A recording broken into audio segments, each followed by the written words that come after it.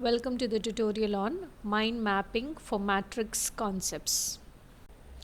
So let us begin with understanding the word matrix. Matrix is basically a rectangular or a square array of numbers which are either arranged in both row or column form.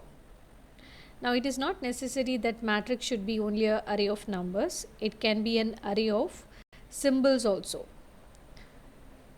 So for example, if I consider the matrix A, which is equal to 2, 3, 4, 4, 5 and 6. So this is basically a 2 cross 3 matrix. Another matrix S1, 2, 8S, 4 and 5. So basically S here corresponds to a symbol. So we can have a matrix to be an array of symbols or numbers. So let us go to the mind mapping. I will start by writing the matrix or the matrices in the middle, and I will begin with the various properties that we have corresponding to the matrix. Now this could be the properties of addition or multiplication of the matrices. So here I am going to consider the associative property of addition.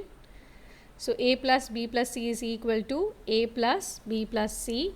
Similarly, in terms of multiplication, I can group them accordingly. Matrix A added with 0 will be equal to A. Matrix A added with the negative of it will be equal to 0. A plus B is equal to B plus A. If you are going to multiply it with a scalar value, where k is considered to be a scalar, then I have Ka plus Kb. If I am going to multiply a matrix A with 0, the resultant will be 0, or if I multiply it with 1, the resultant will be equal to A. So these are the properties of matrices wherein I have considered A, B and C to be the various matrices, both properties of addition and multiplication. Next we will go to the transpose of a matrix A, which is represented as A transpose. This we can obtain by interchanging rows and the columns. So I have A plus B transpose will be equal to A transpose plus B transpose. A transpose, the whole transpose will be equal to A. If I consider K to be a scalar quantity and multiply it with A and take the transpose, it is equivalent to K times A transpose. AB, the whole transpose will be equal to B transpose into A transpose. So these are corresponding to the properties of the transpose matrix. Next we will look at the square matrix. Square matrix is one where the size of the rows and the columns will be the same. So here if I consider M to be the row size and N to be the row size, M will be equal to N. Next, let us look at the diagonal matrix. So when I say diagonal matrix, I am talking about the principal diagonal. So here the elements of the matrix are represented in the form of a variable A11, A12, A13 and so on. So I will mark the diagonal, that is the principal diagonal, in red color. So I can obtain the trace to be equal to the sum of the diagonal elements. So if I consider this matrix as A, so trace of A will be equal to A11, A22 plus A33. So if you have a bigger size matrix, then I can say up till ANN, I can obtain the trace of A. Next, if we look at the powers of the matrices, A square is equal to A into A to the power n plus 1 is equal to AN into A to the power 0 is nothing but equivalent to identity matrix, which is represented as I. So let us look at this identity matrix I, which is also called as the unit matrix. So here only the diagonal elements are going to be 1, rest all the elements are going to be 0. So a matrix A multiplied with the identity matrix is going to be equal to A itself. If you are going to multiply it with a scalar value, then you will get it as K times A. Next, let us look at invertible concept. So if I say the particular matrix is invertible, then Ax equal to B will have a unique solution where x is equal to A inverse times P. So let us look at some of the properties of the inverse. A inverse, and if you take the inverse again, will be equivalent to A.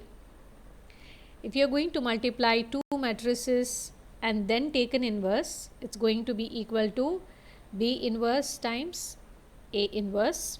If you take the inverse of a transpose matrix, it is going to be equal to A inverse the whole transpose. Now let us look at what are the symmetric matrices, skew-symmetric matrices and orthogonal matrices. So symmetric matrix is one where you have A transpose to be equal to A.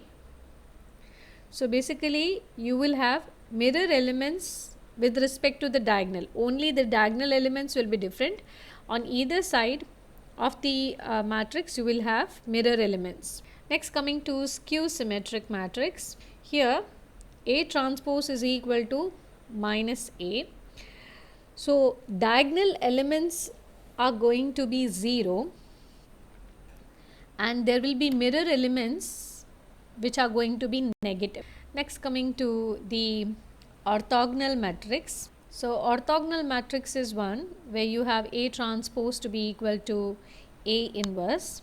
So that is basically verified by considering A transpose to be equal to A transpose A, which should be equal to the identity matrix I. Now one of the important factor that we have to be very careful here with respect to this symmetric matrix, skew-symmetric matrix and orthogonal matrix is that all of these need to be a square matrix. Otherwise we cannot call this symmetric matrix, skew-symmetric matrix or orthogonal matrix. So they need to be a square matrix. Next we will look at invertible and non-singular matrices. Invertible or non-singular matrices are nothing but they are basically corresponding to A inverse only. So we can say a square matrix to be invertible if AB is equal to BA is equal to I. So then we have A and B to be equal to be the inverses. Next, let us look at the left inverse and right inverse. So for left inverse, we will consider x is the inverse. So x times A will be equal to I. And for right inverse, we have A times x to be equal to I. So here when we find the solution, we get solution to this particular thing will be equal to x is equal to capital X times B, where x is nothing but A inverse. You can refer to the tutorial on left and right inverses that we have already seen available in the playlist to understand better how it is being done. So the next concept under matrices is triangular matrix, and this triangular matrix is applicable for a square matrix where the rows and the columns are same. So the triangular matrix could be of two types. We can have the upper triangular matrix, and we can see how this upper triangular matrix is. So I am going to only write the elements which are available for the upper triangular matrix, and lower triangular matrix, which is the second type of a triangular matrix. Again I will be writing the elements which are available. Rest of the elements are going to be 0. So let me just highlight this. So I've highlighted the lower triangular here. Next we have the concept of commuting, which is equal to AB to be equal to B times I. So we can say the two matrices A and B will commute each other when they satisfy the condition AB to be equal to B times I. There is one more concept that is remaining corresponding to the A inverse. Just let me write the expression. I can determine A inverse as